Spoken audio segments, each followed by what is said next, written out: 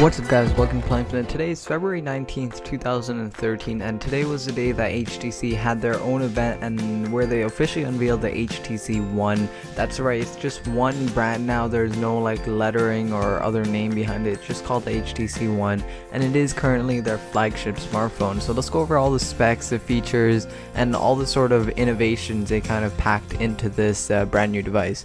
So first of all, this will be powered by Android Jelly Bean 4.1.2, and it does have HTC Sense 5 UI on top, and there's quite a bit of changes to HTC Sense 5. The biggest change would be kind of like the feed that they have now, which it's just like it's called the blink feed, and it's on your home screen, and it's very similar to Flipboard, where it's like a social feed, and you just click on it and you can like go to a magazine, an article, you can go to your Facebook, you can go to different things like that, and it's basically a social feed that's directly built into your home screen. Of course, you can swipe left or right to navigate away from that and go to your standard typical Android home screen with like your widgets, your apps, and your whatever, anything that you want to put on it. You still have the option of doing that, but your main feed will be called the blink feed, and that's one of the biggest features with Sense 5. There's also like a UI tweaks in general. Like Sense 5 is more similar, it's more like stock Android based rather than like a complete redesign. There's no like really big skin on top of Android this time around, and that's really what I like. Personally, I like that. I like the stock feel of Android, and it's nice to see that HTC is going towards that rather than taking Samsung's approach, which is kind of like add a whole new custom UI skin on top of it, and which really changes the whole experience of Android. Anyways, let's go over some more of hardware specs. So this will feature a 4.7-inch 1080p Full HD Super LCD3 display, one of the best displays on the market right now, because this has a PPI of or DPI of 468, and that makes it the highest pixel dense screen, because the Sony Xperia Z, for example, and other smartphones usually have like a 5-inch screen with the 1080p resolution, which doesn't give as high as a pixel density as this 4.7-inch screen, which 1080p resolution. It's also protected by Gorilla Glass 2 just in case you do drop it or scratch it. Of course, it won't really scratch that easily, because it is powered by Gorilla Glass 2.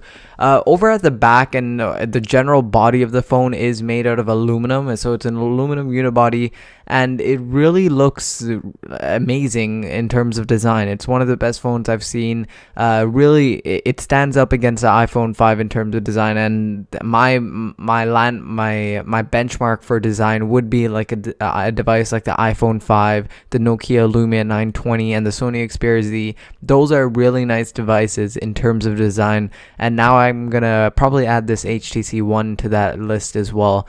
There's speakers at the top and bottom. They look really well, and it's really pushing that whole multimedia thing that HTC is going for with this smartphone. Inside, it's powered by a Qualcomm's or Snapdragon, the latest processor, Snapdragon 600, and it is a quad-core processor clocked at 1.7 gigahertz, and it also comes with 2 gigabytes of RAM. Over in the back, the camera is only 4 megapixels, but HTC's done a lot of software tweaks and different things like that, and which has led to them calling it the ultra pixel camera. And it's basically a 4 megapixel camera, but each pixel is gathers in 300% more light than the current smartphone sensors, and it's also a f/over 2.0 lens. And it's in general, it's not, we don't know if this is going to be like the best camera on the market, because it is only 4 megapixel. Megapixels don't really matter, of course, like going all the way to 13 megapixels don't really matter if you have really good imaging quality, which is what HTC is saying that you'll be getting with this smartphone. It also makes use of HTC's image tip 2 for HDR 1080p videos. You can also shoot at 60 frames per second, and that's pretty much it about the smartphone. If you want to go over, I'll also go over some dimensions. So it measures in just at 9.3 millimeters thin, which is on par with the BlackBerry Z10, and it weighs in at 143 grams. Remember, it's made out of an all aluminum like unibody construction, and it feels really good. and I really can't wait to get my hands on it. It's like a premium feeling smartphone. Inside there's also a 2300 milliamp hour battery, there's Bluetooth 4.0, there's support for NFC. Unfortunately, there's no support for a micro SD card. However, you will have either a 32 or 64 gigabyte option. And that's pretty much it for this smartphone. So thank you for watching. Don't forget to subscribe to Playing for a lot more coverage on HTC devices. And I really want to know what's next for HTC. If they're actually going to be following like what Apple's doing, like one device per year with this HTC One brand name.